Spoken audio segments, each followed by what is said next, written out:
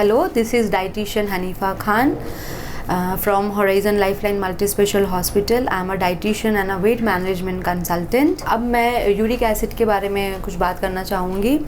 Uric acid भी एक बहुत ही कॉमन ही डिजीज़ में है, बहुत ज़्यादा इंपॉर्टेंट है। ये टॉपिक बहुत इंपॉर्टेंट है, बहुत लोग अभी फेस करते हैं यूरिक एसिड। क्या यूरिक एसिड का मतलब ये है कि किडनी डैमेज हो गया है या किडनी ख़राब हो गया है? नहीं, हम लोग नहीं बोल सकते। सिर्फ यूरिक एसिड के लिए किडनी को पूरा ब्लेम दे देना ये ठीक नहीं है, बिल्कुल भी ठीक नहीं है। हाँ, यूरिक एसिड है मतलब ऑब्वियसली किडनी आपका प्रॉपर फिल्ट्रेशन नहीं कर रहा है, इसीलिए वो ब्लड में रह जा रहा है। आपका यूरिक एसिड को तो किडनी एलिमिनेट करता है, लेकिन अगर वो आपके ब्लड में है दिस मीन्स कि हाँ, यूरिक एसिड आपका किडनी समहाउ थोड़ा सा बीमार है या थोड़ा सा वीक कर रहा है। बट इसके भी तो एक रीज़न है। क्या रीज़न हो सकते हैं? या तो वो ओवरवेट है, या तो उसे डायबिटीज़ है, और भी बहुत से ऐसे रीज़न है। मैंने जस्ट ये बेसिक बोला कि हाँ, डायबिटीज़ और एक ओवरवेट की वजह से भी यूरिक एसिड जो है आपका प्रॉपर तरीके से एलिमिनेट नहीं होता है और वो रह जाता है बॉडी पे। सो ये यूरिक एसिड में क्या हम लोग को पूरे तरीके से खाना बंद कर देना है या पूरे तरीके से प्रोटीन को कट डाउन करना है? क्या करना है, कैसे मैनेज करना है?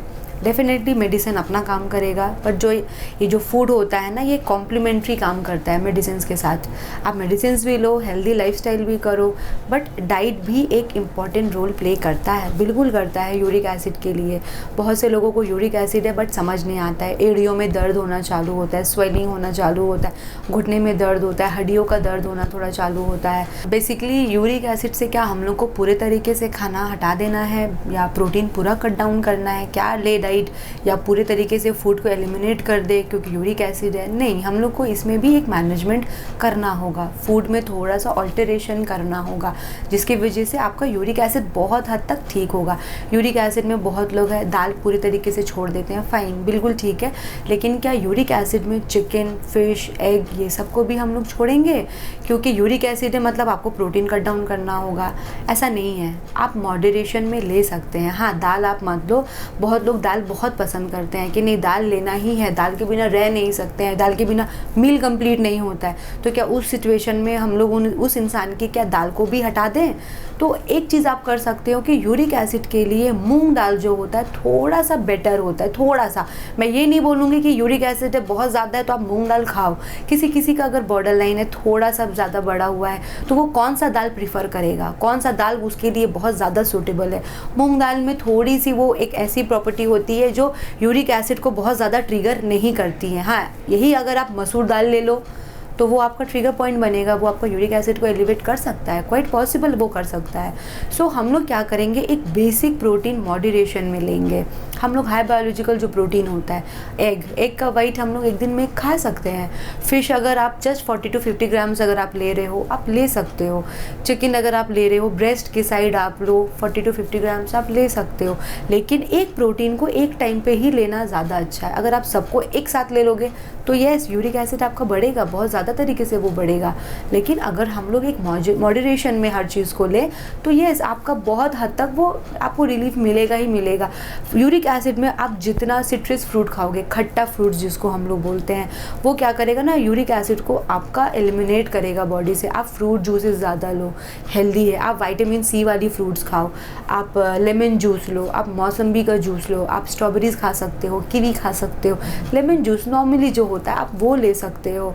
आप कोशिश करो जितना आप लिक्विड इनटेक करोगे उतना ही आपका बॉडी यूरिक एसिड को एलिमिनेट करेगा। आप फाइबर वाले खाना खा सकते हो। आप क्या नहीं खा सकते हो, ऑर्गेन मीट्स जो होता है वो ठीक नहीं है यूरिक एसिड के लिए। लिवर, किडनी, ब्रेन, ये जो ऑर्गेन मीट्स होता है ना, ये यूरिक एसिड को बढ़ाता है। रेड मीट बहुत ज़्यादा बढ़ाता है। ये सब हम लोग अगर अवॉइड करेंगे तो एकदम ठीक है यूरिक एसिड में। हाँ, अगर बहुत लोग बोलते हैं कि क्या वेजिटेबल हम लोग खा सकते हैं यूरिक एसिड में, आप बेसिक जो नॉर्मल झींगा है, चिचिंगा है, परवल है, टिंडा है, आप ये सब खाओ। हाँ, पालक आपको थोड़ा सा बंद करना होगा। जो ये होता है ना, पालक साग हो गया है, बंद गोभी जो होता है वो सब थोड़ा सा आपको मिनिमल अमाउंट में ही रखना होगा ताकि यूरिक एसिड को वो ट्रिगर ना करे।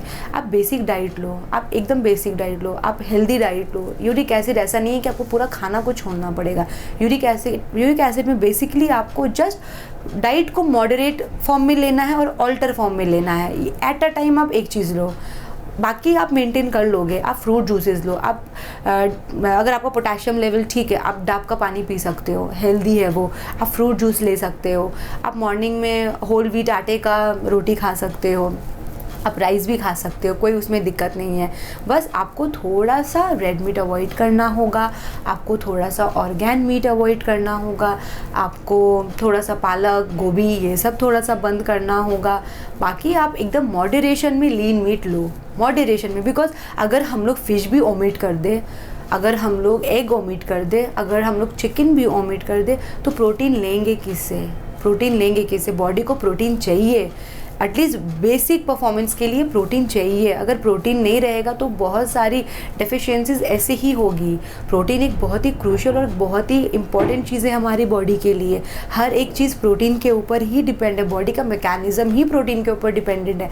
अगर हम लोग प्रोटीन ही कट डाउन करेंगे तो फिर प्रॉब्लम होगा। हाँ, यूरिक एसिड में बस थोड़ा सा फ्रूट्स, फ्रूट जूसेस, ये सब आप ज़्यादा लो। आप जितना लिक्विड लोगे उतना ज़्यादा आपका यूरिन पास होगा, उतना ज़्यादा ही वो एलिमिनेट होगा बॉडी से। और बाकी अगेन आई एम सेइंग कि ये सारा चीज़ जो है आपके वज़न से ही जुड़ा हुआ है, आपके लाइफस्टाइल से ही जुड़ा हुआ है, आपके जो डेली बेसिस में आप कंज्यूम कर रहे हो उससे जुड़ा हुआ है। ऑब्वियसली बॉडी को जितना एनर्जी चाहिए आप उतना ले रहे हो, लेकिन एक्सपेंडिचर जो होता है ना कि फिज़िकल एक्टिविटी करके हम लोग कैलोरी बर्न कर रहे हैं, वेट को और फैट को एकदम मेंटेन रख रहे हैं, तो आपका एक हेल्दी लाइफस्टाइल रहेगा। आप ले तो रहे हो बट उसको दे नहीं पा रहे हो ना, वो तो अंदर से वो रिलीज़ नहीं हो रहा है और अंदर जाके वो फैट बन रहा है और इसी तरीके से अंदर का मैकेनिज्म हैम्पर्ड हो रहा है।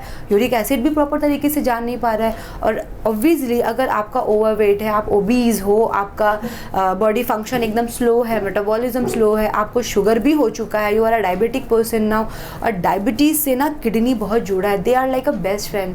अगर आप कहीं बहुत ज़्यादा हाईली आप डायबिटिक हो तो आपका किडनी जो है ना उसको वो लोड आता है। बोलते हैं ना कुछ भी बीमार हो रहे हैं लोग, KFT टेस्ट करवाओ, शुगर हाई है ना किडनी फंक्शन टेस्ट करवाओ। क्यों बोलते हैं कि ज़्यादा शुगर होने से ना वो किडनी को सबसे पहले ही अटैक करेगा, आँखों को अटैक करेगा। सो ऑब्वियसली आपका किडनी ख़राब नहीं हुआ है यूरिक एसिड में, वो थोड़ा स्लो प्रोसेस दे रहा है। क्योंकि रूट कॉज समझो, आप रूट कॉज देखो कि वो क्यों प्रॉपर नहीं दे रहा है, क्योंकि कहीं ना कहीं आप मेंटेन नहीं कर रहे हो, कहीं ना कहीं आप लाइफस्टाइल को मॉडिफाई नहीं कर रहे हो, अपने हिसाब से रह रहे हो, लेट से खा रहे हो, लेट से सो रहे हो। जो एक बैलेंस्ड मील लेते हैं हम लोग कि हर एक फूड ग्रुप से एक एक खाना लो, आप वो नहीं ले रहे हो। आप क्या कर रहे हो, अपने तरीके से खा रहे हो, जो आपकी मर्जी आप वो ले रहे हो, रिच फूड के ऊपर रिलाई कर रहे हो, तो ऑब्वियसली वो किडनी भी पीछे हटेगा, वो आपका साथ नहीं निभाएगा। और ये जो बेसिक है कि हाँ यूरिक एसिड हो रहा है, ये एड़ियों का दर्द बढ़ा देता है, ये बहुत दर्द देता है, ये बहुत तकलीफ देता है। सो डाइट को थोड़ा सा मॉडिफाई करना होगा आपको, एक बेसिक रखना होगा आपको। आप दाल वाल थोड़ा ओमिट करो, वेजिटेबल ज़्यादा खाओ, फ्रूट ज़्यादा खाओ, विटामिन सी रिच फ्रूट्स खाओ, फाइबर रिच फूड आप खाओ, फूड गैप मत होने दो, ज़्यादा से ज़्यादा लिक्विड इंटेक करो। एटलीस्ट 4 लीटर पानी आप पियो, मॉर्निंग में लेमन वाटर आप पियो, आप ग्रीन टी लो। ये सब जो है ना यूरिक एसिड को बहुत हद तक कंट्रोल करता है, बहुत हद तक वो रिवर्स करता है। और इससे क्या होगा ना कि आप आने वाले कल में अपने किडनी को डैमेज होने से भी बचा सकते हो, क्योंकि यूरिक एसिड एक जर्किंग पॉइंट है, आपको एक शो कर रहा है कि हाँ आपका ये हो सकता है प्रॉब्लम।